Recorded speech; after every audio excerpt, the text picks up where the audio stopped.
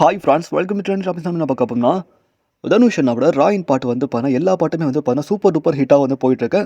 So Jio சவானில் வந்து பார்த்தீங்கன்னா தனுஷ் அண்ணாவோட ராயின் திரைப்படம் பாட்டு தான் வந்து பார்த்தா 4 இடத்த வந்து பிடிச்சிருக்கு. செகண்டு, தேர்டு, 8th, 9th பிடிச்சிருக்கு. ராயன் ரம்பிள் பிடிச்சிருக்கு. ஓ ராயா, அப்புறம் வாட்டர் பேக்கெட், அடங்காத அசுரன் சொல்லிட்டு இந்த பாட்டில் வந்து டாப் லிஸ்ட்டை வந்து பிடிச்சிருக்கு. ஸோ டாப் 10 சாங்கில் வந்து பார்த்தீங்கன்னா 4 சாங்ஸ் வந்து தனுஷ் அண்ணாவோட சாங் தான் இடம் பிடிச்சிருக்கு. ஹுக்கும் சாங்கும் சரி, பேடாஸு அதெல்லாம் வந்து பார்த்தா கடைசி இடத்துல வந்து போயிடுச்சு. 4th, 10th போயிடுச்சு. ஸோ இப்போ வரைக்கும் தனுஷ் அண்ணாவோட சாங் தான் வந்து பார்த்தீங்கன்னா டாப் லிஸ்ட்டை வந்து பார்த்தீங்கன்னா ஜியோ சாவனில் அதிகமாக ரிப்பீட்டடாக கேட்குற மியூசிக்காக வந்து இருந்திருக்கு. ஆசை கூட, அப்புறம் கட்சி சேரா வந்து சாங் வந்து பார்த்தீங்கன்னா அதுவும் சூப்பராக போயிட்டுருக்கு. ஸோ இதை பற்றி உங்களுக்கு அது வந்து கீழே கமெண்ட் பண்ணுங்கள். தொடர்ந்து வந்து பார்த்தீங்கன்னா தனுஷ் அண்ணாவும் ஐஸ்வர்யா ரஜினிகாந்த் மேமும் சேர்றதுக்கான வாய்ப்பு அதிகமாகவே இருக்குன்னு நினைக்கிறேன். இன்னும் இன்ஸ்டாகிராமில் வந்து பார்த்தீங்கன்னா ஐஸ்வர்யா ரஜினிகாந்த் மேம் வந்து ஒரு போஸ்ட் வந்து போட்டிருக்காங்க. ஸோ அந்த போஸ்ட்டுக்கு வந்து பார்த்தீங்கன்னா தனுஷ் அண்ணா லைக் பண்ணியிருக்காங்க. என்னடா போஸ்ட் போடுறதெல்லாம் லைக் பண்ணுறாங்களா அப்படின்னு மாதிரி இன்ஸ்டாகிராமில் கேட்பீங்களா? இது வரைக்கும் அவங்க போட்ட எல்லா போஸ்ட்டை விட தனுஷ் அண்ணா வந்து எந்த போஸ்ட் லைக் பண்ணல. இந்த போஸ்ட் மட்டும் தான் அவங்க லைக் பண்ணியிருக்காங்க. இப்போ ரீசெண்டாக அப்லோட் பண்ண ஒரு போஸ்ட் வந்து லைக் பண்ணியிருக்காங்க.